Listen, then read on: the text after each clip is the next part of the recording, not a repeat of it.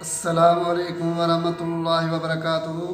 ناظرین، ہم نماز پڑھتے ہیں تو ہمیں نماز پڑھنے میں سکون کیوں نہیں آتا اور لذت کیوں نہیں آتی؟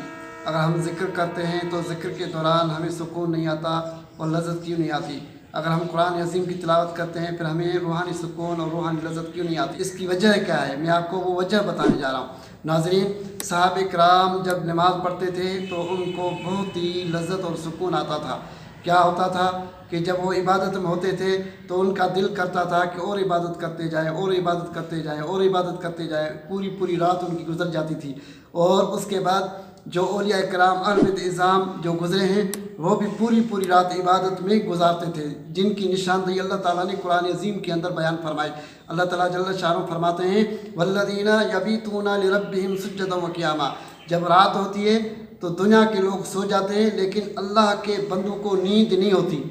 وہ رات میں کبھی رکوع میں ہوتے ہیں اور کبھی سجدے میں ہوتے ہیں اور کبھی قیام کے اندر ہوتے ہیں، یعنی ان کی اسی طرح پوری رات گزر جاتی ہے، کیونکہ ان کو اس عبادت کے اندر روحانی لذت حاصل ہوتی ہے کہ ان کو اتنی لذت ہوتی ہے، کہتے ہیں اور عبادت کریں اور لذت حاصل کریں اور لذت حاصل کریں، تو ان کو ٹائم کا پتہ ہی نہیں چلتا اور رات گزر جاتی ہے۔ ناظرین، اگر ہم نے یہ سکون اور لذت حاصل کرنی ہے تو کیسے کرنی ہے، اس کی طریقہ کار کیا ہے، میں آپ کو وہ بھی بتانے جا رہا ہوں۔ ہم سے کیا گناہ ہوتے ہیں جس کی وجہ سے ہمیں یہ لذت حاصل نہیں ہوتی؟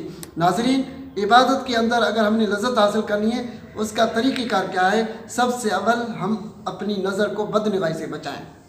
پہلا گناہ ہے اپنی نظر کو بدنگاہی سے بچائیں، یعنی غیر محرم عورت کی طرف اگر غلطی سے ایک مرتبہ نظر پڑ گئی ہے تو دوبارہ نہیں دیکھیں۔ اگر آپ نے دوبارہ دیکھ لیا تو آپ کا دوبارہ دیکھنا گناہ میں شامل ہو جائے گا، پھر روحانی جو سرور ہے آپ کے اندر سے وہ نکل جائے گا۔ اگر آپ عبادت کر رہے ہو، اگر آپ تلاوت کلام پاک کر رہے ہو، پھر آپ کو روحانی سکون نہیں ہوگا، پھر آپ کے ذہن کے اندر انتشار رہے گا اور وہ اطمینان چلا جائے گا، اور پھر آپ کا دل کرے گا جلدی نماز پڑھ کے میں فارغ ہو کر چلا جاؤں۔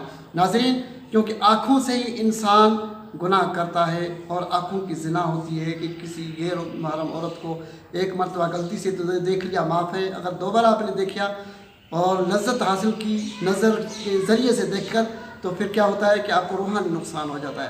اگر آپ نے جو بھی ذکر اذکار کیے ہوتے ہیں وہ آپ کے سمجھو روحانی طور پر ضائع ہو جاتے ہیں۔ ناظرین، پھر اس کے بعد دوسرے نمبر پر ہم نے کیا کرنا ہے؟ اپنے کانوں کو غیبت سننے سے بچانا ہے، اپنے کانوں کو غیبت سننے سے بچانا ہے۔ پھر تیسرے نمبر پر ہم نے کیا کرنا ہے؟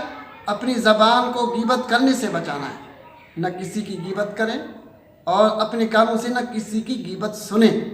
اگر زبان سے ہم کسی کو ایذا دے رہے ہیں، کسی مسلمان کی غیبت کر رہے ہیں، یہ تو ایک گناہ کا عمل ہے کہ حدیث مبارک میں سرکار صلی اللہ علیہ وسلم فرماتے ہیں المسلم من سلم المسلمون بلسانہ ویدہ، او کما قال النبی صلی اللہ علیہ وسلم، یعنی مسلمان وہ ہے جس کی زبان سے جس کی ہاتھ سے مسلمان محفوظ رہیں، یعنی سلامت رہیں، یعنی ہاتھ سے کسی کو تکلیف نہیں پہنچائے، کسی کی چوری چکاری نہیں کرے، کسی کو ایذا نہیں پہنچائے، اور زبان سے کسی کو گالی گلوچ نہیں دے، کسی کو برا بھلا نہیں کہے، اور کان سے کسی کی غیبت نہیں سنے اور نہ کسی کو غیبت کرنے دے۔